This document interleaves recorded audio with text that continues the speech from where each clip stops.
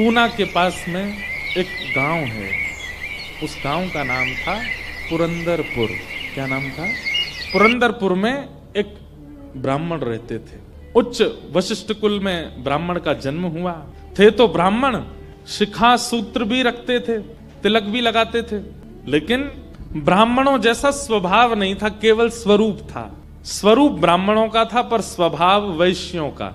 वैश्य मतलब हमारे बनिया भाई लोग अपने गल्ले पे पहुंच जाते थे, उनको दिन भर का यही क्या देना है देते रहो। और इन सबके साथ साथ महाकंजूस, खूब धनवान थे।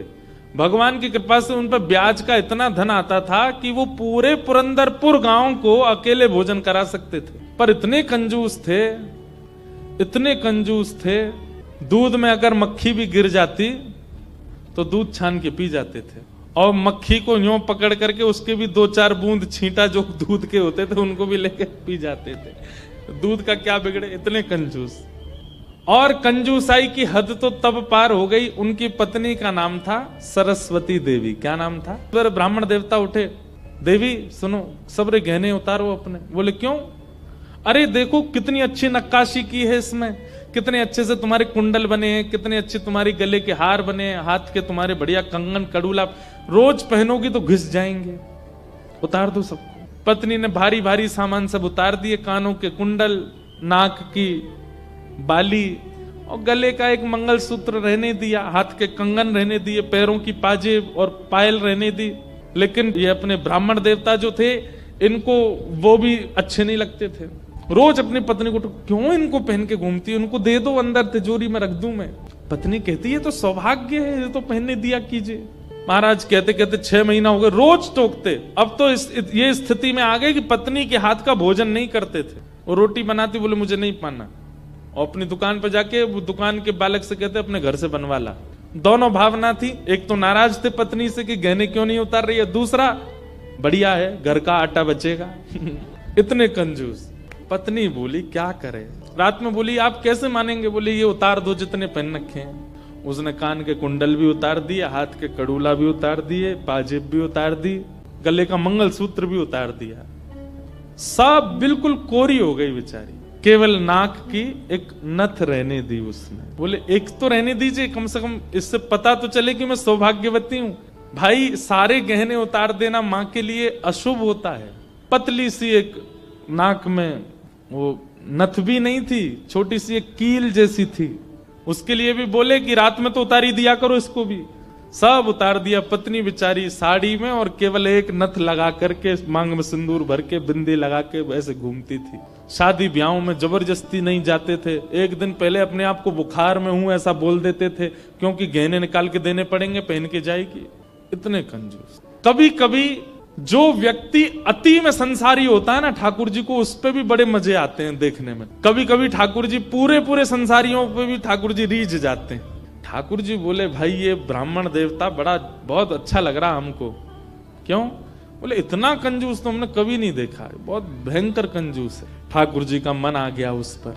अच्छा, जो पत्नी थी ना सरस्वती देवी, वो बड़ी भक्ता थी, वो तो नाम जप भी करती थी, वो दर्शन करने के लिए भी जाती थी।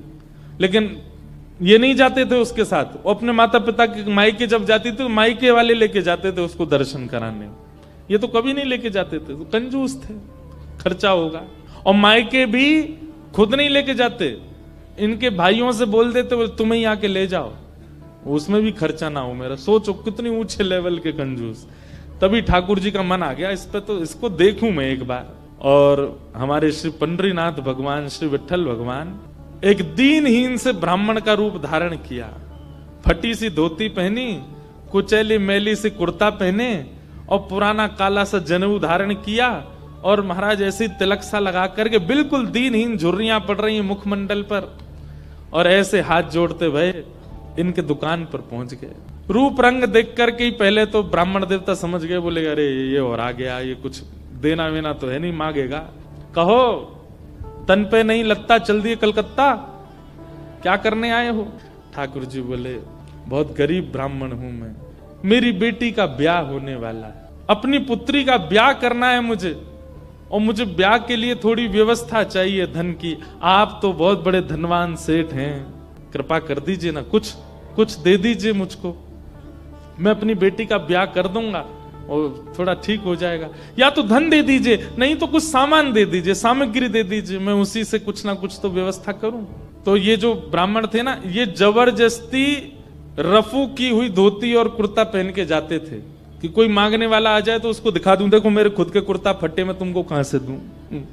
तो ठाकुर जी को दिखाने लगे, ये देखो मेरी धोती यहां से उधरी हुई है, मेरा कुर्ता यहां से फटा हुआ, कैसे तुमको दूं, मैं खुद नहीं अपने नए खरीद पा रहा, तुमको कहां से दूं भाई। ये सब तो केवल बाहर का दिखावा है, मेरे पे कोई पैसा वैसा कुछ नहीं है, दूसरों का धन ले रखा है मैंने, भैया चलते बनो, कहीं और जाओ, किसी और से मांगो, भगवान करे तुम्हारी बेटी का ब्याह बहुत अच्छा हो। बोले मुझे या तो धन दीजिए, नहीं तो मैं यहीं बैठा रहूंगा। ठाकुर जी जिद पे आ जाए तो उनको कौन हटावे। ठाकुर जी वहीं बैठ गए द्वार पे, बोले मुझे धन दो, ऐसे तो नहीं जाऊंगा, मैं आपके दर पे आया हूं, कुछ तो लेके जाऊंगा, मेरी बेटी का ब्याह है। अंत में हार करके ब्राह्मण बोला, देखो मैं ऐसे नहीं देता हूं, कुछ लाओ, मेरे पास गिरवी रखो, पैसा ले जाओ, और जब पैसा हो जाए तो पैसा देके अपना सामान ले जाना, तुम पे है कुछ देने के लिए। ठाकुर जी बोले मुझ पे तो कुछ भी नहीं है, मुझसे कुछ काम करा लीजिए दुकान में, मैं ये कर दूंगा, आपकी साफ सफाई कर दूंगा, इतना कर सकता हूं, उसके बदले कुछ दे। बोले उसकी जरूरत नहीं है, सब है नौकर चाकर मेरे पास, मैं तुम्हें बस इतना कह सकता हूं, कोई मूल्यवान सामग्री दो, पैसा ले जाओ, और जब पैसा हो जाए तो पैसा वापस दे के सामग्री ले जाना, मतलब इतना भी दान नहीं कर सकता हूं। ठाकुर जी बोले ठीक है, मैं जाता हूं, कुछ ढूंढ के लाता हूं। ठाकुर जी भी इतने खेलते हैं, ठाकुर जी जैसा खिलाड़ी नहीं है दुनिया में, इतना बड़ा खिलाड़ी कोई नहीं हो सकता। ठाकुर जी गए उस ब्राह्मण देवता के घर, और घर जाकर के द्वार पे खड़े होकर रोने लगे, इतना रोए, भीतर से सरस्वती देवी निकल के आई। अरे अरे अरे अरे ब्राह्मण देवता, आप इतना रो क्यों रहे हैं, क्या बात है। छोटी सी मेरी लाली बड़ी हो गई है, उसका ब्याह के लिए मैं बहुत दिन से वर ढूंढ रहा था, बड़ी मुश्किल से एक लड़का मिला है, अपनी बेटी का ब्याह करना है, बहुत जगह ठोकरें खा के मांगा मैंने, मुझे किसी ने सहायता नहीं दी, अंत में तुम्हारे द्वार आया हूं, यहां भी नहीं मिला, बेटी को क्या मुंह दिखाऊंगा, यहीं प्राण त्याग दूंगा, जहर मेरी जेब में ही रखा है। सरस्वती देवी तो बेचारी बड़ी भावुक, भक्त का इस स्वभाव है कि वो दूसरे की पीड़ा देख ही नहीं पाएगा, तब समझो वो भक्त। सरस्वती देवी तो रोने लगी, आंखें लाल पड़ गई, बोले भगवान मेरा मन अगर मुझ में सामर्थ्य होती मैं पूरा घर आपको दे देती, पर मैं क्या करूं, मेरे पतिदेव इतना प्रतिबंध लगा के रखते हैं कि मैं स्वयं ऐसे रहती हूं, मैं आपको क्या दूं। ठाकुर जी तो इतने ही पछाड़ खा के गिर पड़े, अरे हाय राम, अब तो मैं जहर खाना ही पड़ेगा, निकालू कहाँ है। सरस्वती देवी रुकी रुकी रुकी, ऐसा मत कीजिए भगवान, चरण पकड़ू आप, मेरे पास एक ही वस्तु है। और तुरंत अपनी नाक की जो कील थी वो निकाली, और निकाल करके बोले ये ले जाइए, इससे थोड़ा बहुत धन आपको मिल जाएगा, स्वर्ण की है, आप अपनी बेटी का ब्याह तो नहीं कर पाएंगे पर कुछ व्यवस्था तो हो जाएगी आप। ठाकुर जी तुरंत, जहर भी पता नहीं कहीं गिर गया था, बढ़िया तुमने दे दिया, अब मैं कुछ कर लूंगा व्यवस्था। ठाकुर जी वो कील उसकी नाक की ले ली और सीधे गए उस ब्राह्मण की दुकान पर, देखो कितने उद्यमी हैं ठाकुर, और उसके दुकान पर जाके सीधा ले और इसके बदले अब ला पैसा दे मुझको, तू कह रहा था ना कुछ सामान दो उसके बदले पैसा मिलेगा, ये ले सोने की कील नाक की धर ले अपने पास, ला पैसा दे। ब्राह्मण देवता ने जैसी कील देखी, ये आपको कहां से मिली, बोले उससे तुझको क्या, तू तो पैसा दे। मुझे कहां से मिली इससे तेरे को मतलब नहीं होना, तू पैसा दे मेरे को, मेरी बेटी का ब्याह है, और अब मैं तेरे से भीख नहीं मांग रहा हूं, चीज रख के गिरवी तब ले रहा हूं, ला दे। बेचारा फंस गया, वो क्या करे, वो 3-4 बार सोचे, बोले मिली कहां से, बोले तू मत सोच, मुझे पैसा दे। कील उसने तिजोरी में अंदर रखी, ताला लगाया, और उसका जो धन होता था वो धन ठाकुर जी को दिया, ठाकुर जी ने जेब में धरी, निकल गए वहां से। ब्राह्मण ने अपनी भुजा ऊपर करी, बोले इसको बताता हूं, ये बहुत दानवीर बनती है अपने मन में, मैंने इसको बोला था एक कील पहने, वो तो बहुत अच्छी कृपा मुझ पर ठाकुर जी की, जो मैंने इसके सारे गहने उतरवा दिए, नहीं तो सब दान कर देती, एक कील छोड़ी वो भी दान कर दी किसी को। पहुंच गए। अब यहां वो ब्राह्मण जा ही रहा था अपने घर, उससे पहले दुकान का जो मुनीम था वो बेचारा सरस्वती देवी को बहुत मानता था, कभी कभी सहायता कर देती होंगी उसकी। वो सेठ जी से, इनसे ब्राह्मण देवता से पहले ही दौड़ के गया और जाके बोला मैया आज बचो आप। बोले क्यों, आपने कोई कील दी थी किसी को? बोले हाँ दी तो थी, एक ब्राह्मण के ब्याह के लिए दे दी थी। क्या हो गया? उसने जाके वो आपके पतिदेव को ही दिया और बदले में ले गया पैसा। सरस्वती देवी हाय नाथ अब नहीं बचूंगी, वो तो बहुत डांटेंगे। बोले वो आ रहे हैं, दुकान बंद कर दी उन्होंने, वो सीधे धोती चढ़ाए ऊपर चले आ रहे हैं सीधे, आप बचो। सरस्वती देवी बोली कहाँ जाऊं, हे पांडुरंगा, हे विठलनाथ, हे मेरे प्राणनाथ मेरी रक्षा करो। ये कैसा नियम आपने मेरे आज जीवन में पहली बार तो कुछ दान किया, वो भी एक ब्राह्मण बेचारा अपनी हत्या करने पर तुला था तो मैंने किया। ये कैसा आपने खेल किया ठाकुर जी, कैसे भी मेरे पति को रोको। लेकिन इतनी डरती थी अपने पति से, इतनी व्याकुल हो गई, तुरंत विष ले लिया। बोली कि मैं उनका क्रोध नहीं सह पाऊंगी, उनकी मार पिटाई डांट नहीं सह सकती, उससे अच्छा तो मैं प्राण त्याग दूं अपने। और श्री पांडुरंग भगवान विट्ठल की सामने सुंदर चित्रपट था, उसी के सामने नेत्र सजल हैं, हाथ में विष का प्याला लेकर के, और बस देखती जा रही है। बोले नाथ मैंने किसी और उद्देश्य से नहीं किया, केवल एक ब्राह्मण की पुत्री का ब्याह हो जाए इसलिए किया, मेरे पति मुझे छोड़ेंगे नहीं, इससे अच्छा मैं प्राण ही त्याग रही हूं। मुझे पता है शास्त्रों में प्राण आत्महत्या करना जघन्य अपराध है, पर मेरे पास और कोई उपचार नहीं। और जैसे ही अपने मुख से लगा करके विषपान करने लगी, इतने में ही ऊपर से वो नाक की कील आकर के उसके पात्र में ही गिरी, और जैसी खन्न से आवाज हुई, नेत्र खोल करके देखा, भीतर अपने हाथ को डाल करके जैसे ही निकाला तो वही नाक की कील उसके हाथ, और नाक की कील हाथ में आते ही इतने में ही वो ब्राह्मण का प्रवेश हुआ। प्रवेश होते ही उसने भीतर से किवाड़ लगाई, ढूंढने लगा कहाँ है, कोई साधन मिले इसको बताता हूँ। पत्नी सामने खड़ी थी, कहिए कहिए, आज कुछ कहूंगा नहीं, आज तो करूंगा, तू बता तैने किसी को दान कैसे किया बिना मुझसे पूछे, क्या दान किया, तेरी नाक की कील कहाँ है बता। पत्नी ने अपना हाथ आगे किया, ये रे। उस ब्राह्मण ने जाकर के कील उठाई, तेरे पास कहां से आई? बोले मेरे पास ही थी।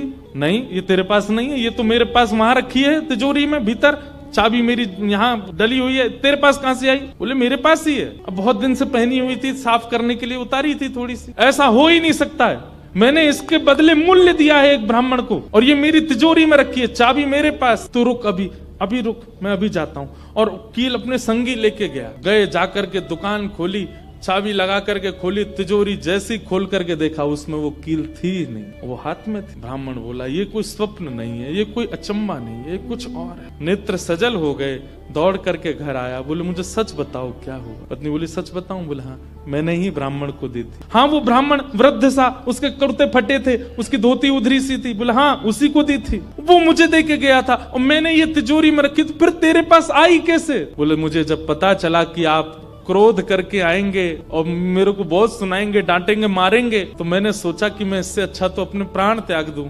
और मैं पांडुरंग के सामने रोते हुए विष लेकर के हाथ में पीने को हुई, इतने में ही आपका घुसना हुआ और ऊपर ना जाने कहां से वो नाक की कील आकर के इसमें गिर पड़ी। ये किसी और ने नहीं, और वो ब्राह्मण कोई और नहीं, साक्षात पांडुरंगा ही थे। वही आए थे, वही ये सारी लीला करके गए हैं। मैंने जीवन भर भजन किया, जीवन भर विचार किया, दान करूं, पुण्य करूं, सत्कर्म करूं, यज्ञ करूं, पर आपने मुझे कभी अनुमति नहीं दी। अरे दुनिया के लोग कमाते हैं और दान करते हैं, पर हम कितने भाग्यशाली हैं कि स्वयं पांडुरंगा आए और आकर के हमारे कमाए गए धन को स्वयं लेकर के दान करवा के गए, ब्राह्मण बन के स्वयं अपने हाथ में लेकर के गए। ये आप पर और मुझ पर कृपा है। उसी समय ब्राह्मण ने मन में सोचा, मैंने जीवन में एक कार्य भी अच्छा नहीं किया, मैंने जीवन में एक कृत्य भी ऐसा नहीं किया जिससे ठाकुर जी मुझसे प्रसन्न हो, लेकिन मैं इतना अधम, इतना पापी, इतना दुष्ट, इतना अयोग्य, फिर भी मुझे ठाकुर जी ने इस योग्य समझा। और योग्य क्या समझा? मेरी दुकान पर आकर के ठाकुर जी याचना कर रहे थे कि मैं कुछ दे दूं। मैं कितना बड़ा दुर्भाग्यशाली कि ठाकुर जी मेरे द्वार पर आए और मैंने कुछ नहीं दिया उनको, उनसे हट किया, उनसे कहा कि कुछ लेके आओ तभी तुमको दूंगा। मेरी वजह से ठाकुर जी को श्रम सहना पड़ा। और ठाकुर जी कौन? जो अत्यंत अवगुणी में भी एक गुण देख लेते हैं, इसमें ये गुण है। उसी समय उस ब्राह्मण देवता ने विचार किया कि अब किसके लिए जीना। अपनी दुकान बंद कर दी, दुकान को बेच दिया, घर को बेच दिया, और पत्नी के साथ आ गए श्री पंढरपुर। और पंढरपुर में विट्ठल भगवान के आगे आकर के बहुत रोए, याचना करने लगे, नाथ मेरे दुकान पर आप खड़े हो गए आकर के, और मैंने आपको इस प्रकार से दुत्कार दिया, इस प्रकार से आपको कर दिया। बहुत रोए, हे नाथ ये तो उल्टा हो गया, आप खिलाड़ी हैं और मैं खेल हूं, आपको मुझसे खेलना चाहिए, पर मेरे द्वार पर आकर के आप मांगते रहे और मैं मना करता रहा, मैंने गलत किया ना। और तब से उन्होंने पंढरपुर निवास कर दिया, सब छोड़ करके केवल पांडुरंग भगवान के सामने बैठ के कीर्तन गाते। उन्हीं का नाम फिर हो गया भक्त पुरंदर। बोलो भक्तराज पुरंदर की। इसीलिए कहते पुरंदराचा। जय जय जय राम कृष्ण हरि।